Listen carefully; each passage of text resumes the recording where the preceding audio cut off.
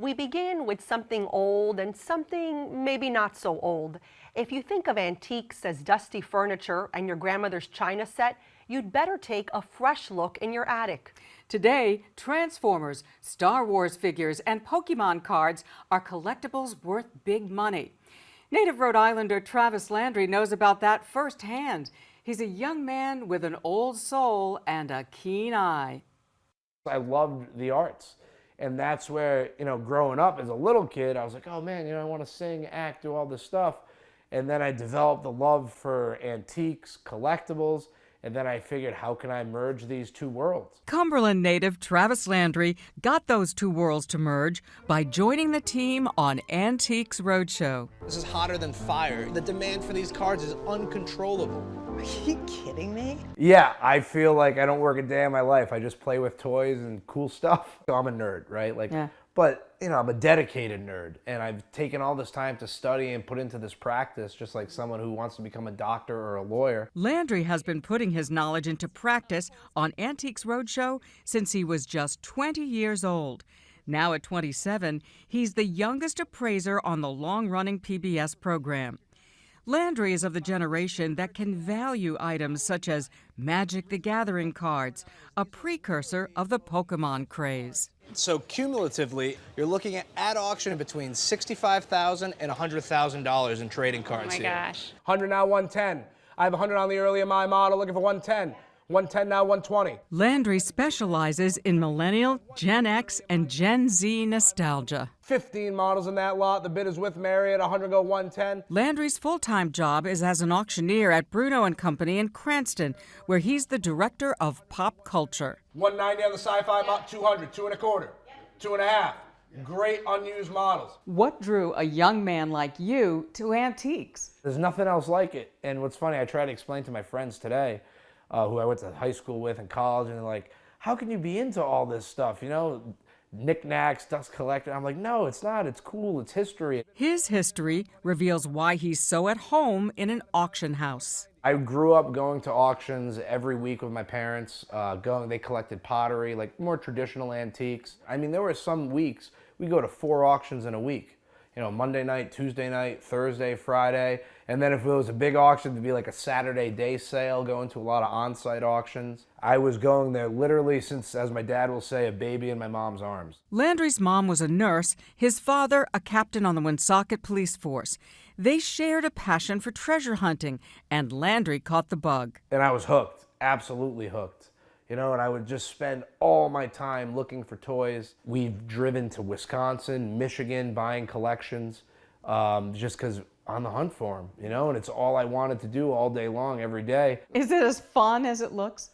It is as fun as it looks. I mean, I've been doing this since, as long as I can remember, since I was 13 years old. That's when Landry went from accumulating toys to making his first big sale.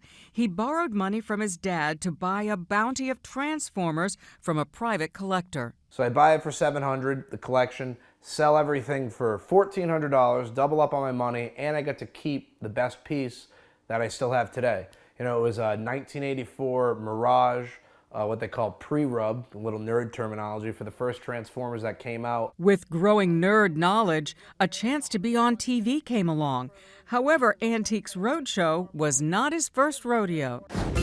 My name is Travis, and I've been collecting toys for roughly about 10 years now. I remember the ad, do you want to be part of a new reality TV show? And I was like, okay, I guess, why not? So I responded saying, this is my name, Travis Landry, collect Transformers. And it was for a show at the time called Toy Hunter, which was coming out on Travel Channel. I go to a lot of yard sales, flea markets. It's like money in the bank. Landry became a recurring cast member on Toy Hunter while still a student at Mount St. Charles High School. Well, most people seek antiques as a hobby.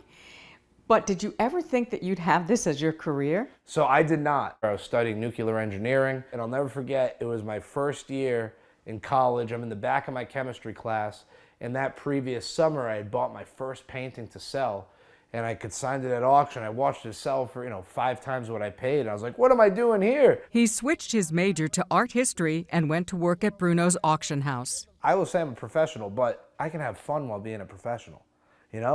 We're dealing with toys, comics, and cool things.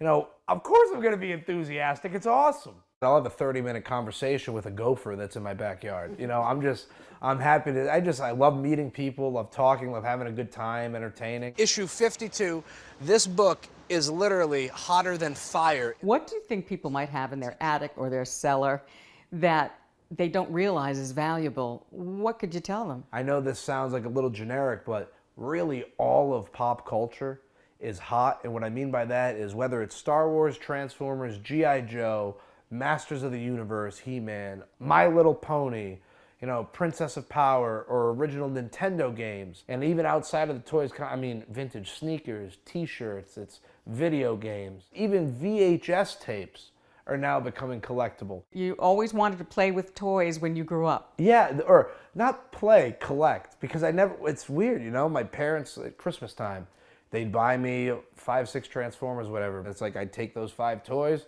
go down to my basement, go boop, on the shelf. Just wanted to have them. Just wanted to have it. Yeah, just wanted to have them. I wouldn't play with my toys. Best to save everything in the box. Yes, keep it all. Don't open anything. Because he says they are much more valuable untouched. What Landry collects these days is not what you might expect.